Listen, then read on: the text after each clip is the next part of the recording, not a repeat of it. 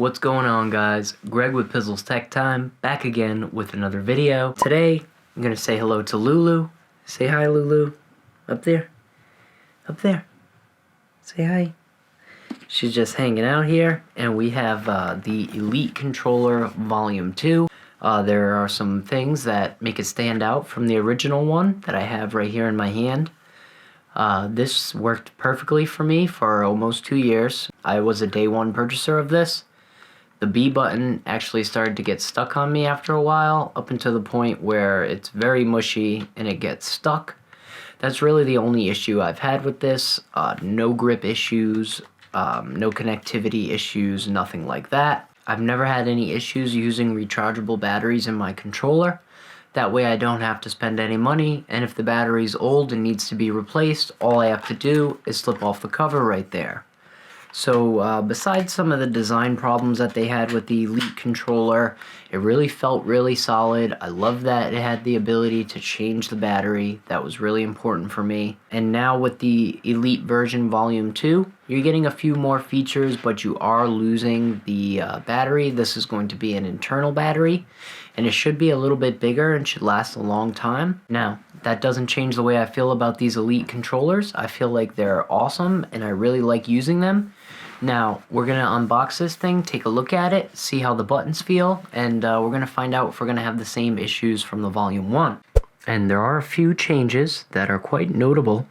The first one being, let me actually turn this over to its side for a sec, and let's see if we can focus. We've got Elite Wireless Controller Series 2. Interchangeable D-pad, so we've got the circular one and the regular one. We've got interchangeable thumbsticks, so we've got one big, one small. Then we've got two of the same size, matching pairs. And then we've got two sets of paddles, which are the long L-shaped ones and the short ones. Those will go in back of the controller, and you can map those to any buttons you like. We've got a carrying case, a charging dock that's going to be inside the charging case, so you're going to be able to actually charge this right inside the case, which is awesome. And then we've got a thumbstick adjustment tool. You're going to be able to adjust the tension in the thumbsticks with that. And then we've also got a USB-C cable, which they've moved away from micro USB, which I've got to say is quite pleasing for me. This is the first generation Elite controller. And what I wanted to show you was the B button. All the other buttons work. Just the B button is stuck, and when you're trying to game, that does not work. Now, another one of the big changes this year are going to be the battery. Now, I am using a rechargeable lithium-ion battery already, so the fact that they've locked down the battery in the back of the controller, you can no longer remove it. That's actually a con for me. I don't like it. We're going to see how well it works. I know when I play PlayStation, my controller's always dead. Even if I'm not using the controller, it ends up dying. I have no idea what goes on with PlayStation. But with the Xbox, I haven't had that issue. So with this controller, I'm hoping to test it out and I won't actually have that issue. So the most notable changes are going to be the internal battery inside this, USB-C, the extended grip, and the ability to adjust the tension of the thumbsticks. That's going to be new for this generation. And also, your ability to map the buttons has also changed. Xbox just announced you're going to be able to use the paddles or one of these interchangeable buttons or whatever as a shift button. So that way the same button can do different things if you're holding shift while you press it. I don't know if I'm going to get into that, but we'll see how it goes. I really don't like the fact that I can't swap my own batteries in and out of this, but the fact being that my other Elite controller broke, this was like a must purchase for me. So now we're going to open up the controller. Okay, so as you can see, there's some green inside the box there. Okay, very sturdy box, very nice. Okay, so there's the pouch with the controller itself. And then in here, looks like they give you, wow, a very nice cable. It's going to be a braided cable, and it looks to be super long. So it's going to be just like the other Elite controller. It's going to be long enough that you can play it from the couch if that's what you want to do. Big ups to Xbox for providing such a good cable, because a lot of places don't do that. I could give that away, or I could just take it out of the video. Now let's look at the star of the show here. the Elite controller. Seems like they made the case a little bit cheaper, but it does, as you can see, you can actually charge it through the case. You can see that right there. You can actually charge it through the case, so that's pretty awesome. And we get a little more light over here. Oh my god, look at that. Wow. Man, look at the difference between the two there. Look at how much better that one looks. Oh my god. Wow, guys, I'm excited. This looks awesome. This looks amazing. I'm already super excited. Wow. Oh my god, the buttons are clicky. The back of the buttons here are clicky. Okay, so you get super tight triggers or super loose triggers. That's awesome. Like I said, I like to leave it open, but I'm loving that design. Wow. Okay.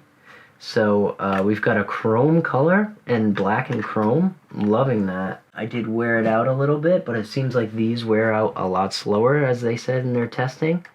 Got very grippy.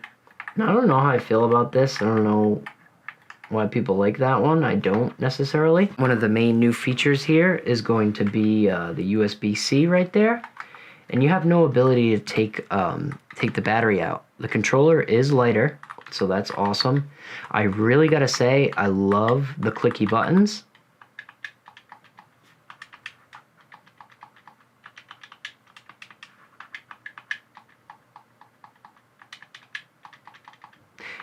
Yeah, there is something up with the B buttons on these controllers. See how clicky all the buttons are? And the B button is just not. So now we've got a mode switch instead of a clicker like we had on the other one. And we've got the pairing button or binding. And we've got a little bit of grip on the back of the controller. I love the design of the controller, but I'm thinking there might be some quality issues. Now the grip does extend all around the controller. And I can understand why people say it's slippery. It's just because there is no separation really anymore. It's flat with the controller. And I think people are mistaking this as being slippery. It's definitely not. It feels better than a regular controller, and so does this. Everything works great except for that B button. I'm really not a fan of the B button there. Okay, so right here we've got some felt, and we take that. Does that come off? I mean, I would assume, yep, that comes off. Okay.